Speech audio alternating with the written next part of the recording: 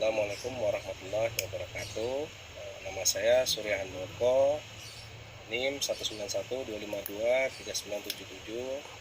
Sini saya ingin presentasikan melalui audio dengan judul Sistem Penunjang Keputusan Monitoring Bencana Banjir menggunakan sensor IoT dengan algoritma Dijkstra. Adapun di sini untuk pemenuhan tugas mandiri mata kuliah Bisnis Data Engineering dengan dosen asosiatif Profesor Dr. Al-Bahra Eskom Mkom.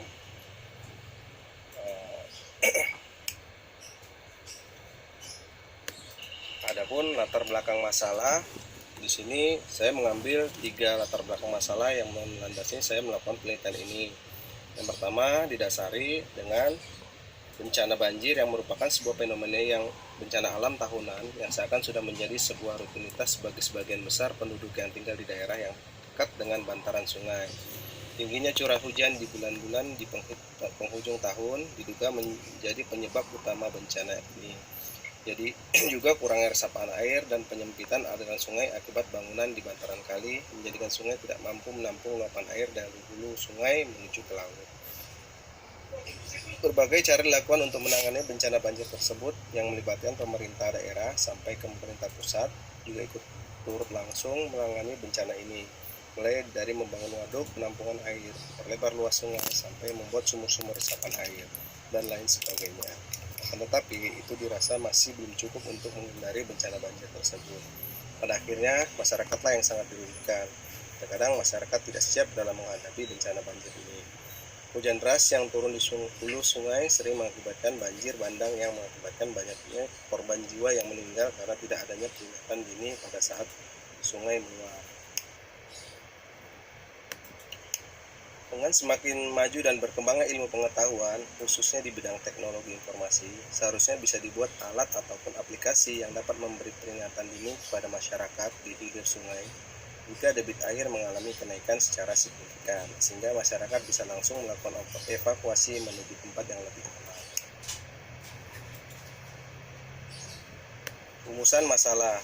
Berdasarkan latar belakang yang telah dipaparkan, maka rumusan masalah pada penelitian ini antara lain: yang pertama, bagaimana dapat meminimalkan korban jiwa pada saat terjadi bencana banjir. Yang kedua, bagaimana dapat mengetahui rute mana saja yang paling baik untuk dilalui pada saat bencana banjir terjadi, agar masyarakat dapat melakukan evakuasi.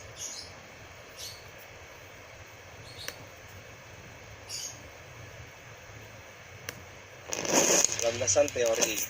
Adapun landasan teori diambil berdasarkan algoritma Dijkstra, di mana algoritma Dijkstra ini pertama kali ditemukan oleh Edgar Dijkstra.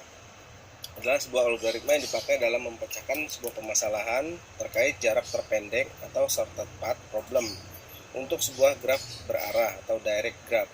Algoritma ini dipublikasikan tahun 1959 melalui jurnal Numerische Mathematik yang berjudul A Note on Two Problems in Connection with Graph dan dianggap sebagai algoritma greedy. Permasalahan rute terpendek dari sebuah titik ke titik lain adalah sebuah masalah klasik optimasi yang banyak digunakan untuk menguji sebuah algoritma yang diusulkan. Permasalahan rute terpendek dianggap cukup baik untuk mewakili masalah optimisasi karena permasalahannya mudah dimengerti, hanya menjumlahkan seluruh edge yang dilalui, namun memiliki banyak pilihan solusi. Berikut ditunjukkan dalam gambar yang sebelah kiri adalah sebuah contoh dari algoritma Dijkstra, di mana ada beberapa titik yang ingin dilalui dari misalkan titik A ke titik Z yang ditandai dengan warna hijau menuju ke titik akhir. Di setiap titik yang dilalui ada kos yang harus ditempuh, yang mana kos-kos tersebut nantinya akan dijumlahkan untuk menuju ke lokasi tersebut, titik tujuan. Kos mana yang paling sedikit itulah yang akan dilalui.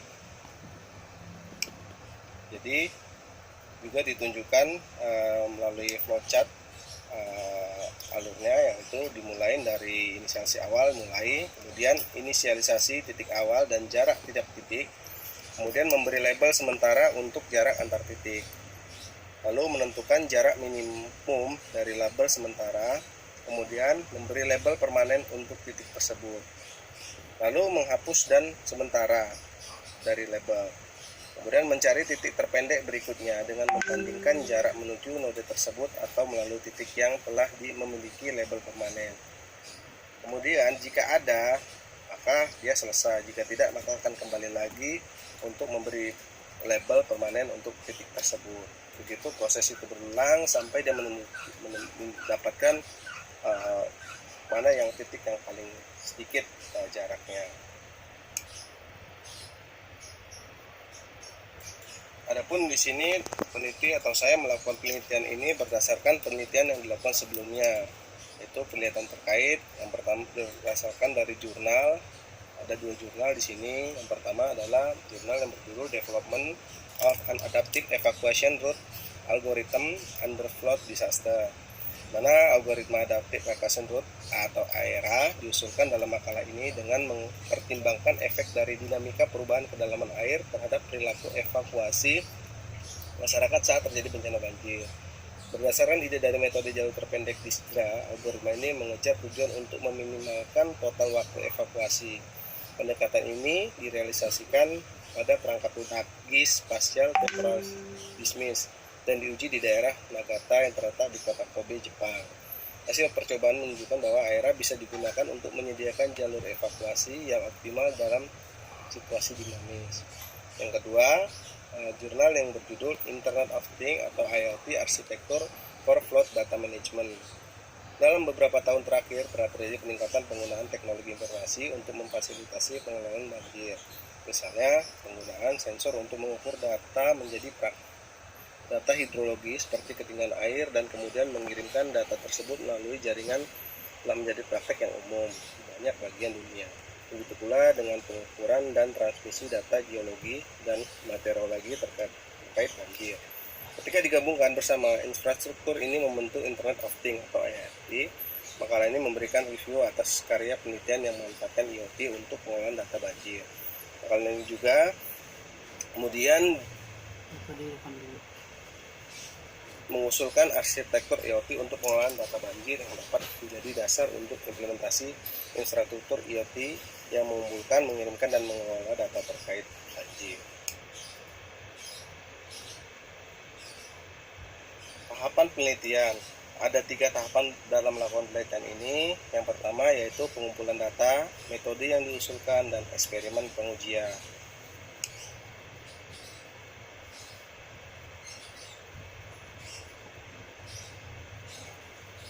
Adapun ketiganya saya rangkum menjadi satu di sini untuk pengujiannya. Di antaranya saya menggunakan beberapa titik sebagai contoh, ada V1 sampai V7, di mana tiap-tiap titik antara V1, V2, V3, V4, V5, V6 itu masing-masing mempunyai kos atau jarak yang dilalui nantinya melalui titik-titik tertentu yang menentukan berapa jarak antar titik. Dari situ akan dikalkulasikan, dimasukkan ke dalam algoritma DISDRA untuk perhitungannya. Ketika dihitung, maka akan didapat hasilnya sesuai yang ditunjukkan di tabel.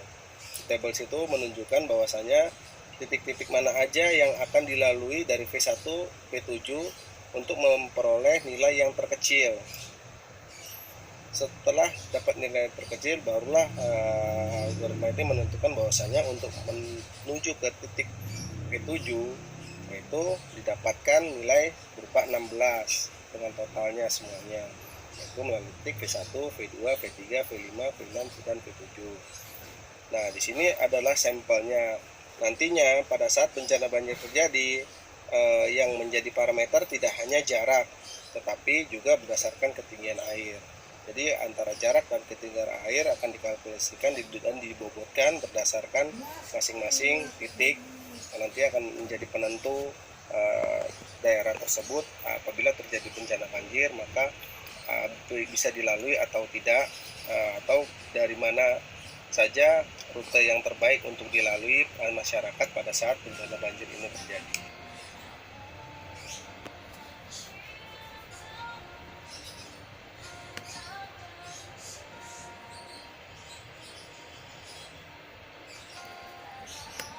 terima kasih video dari saya.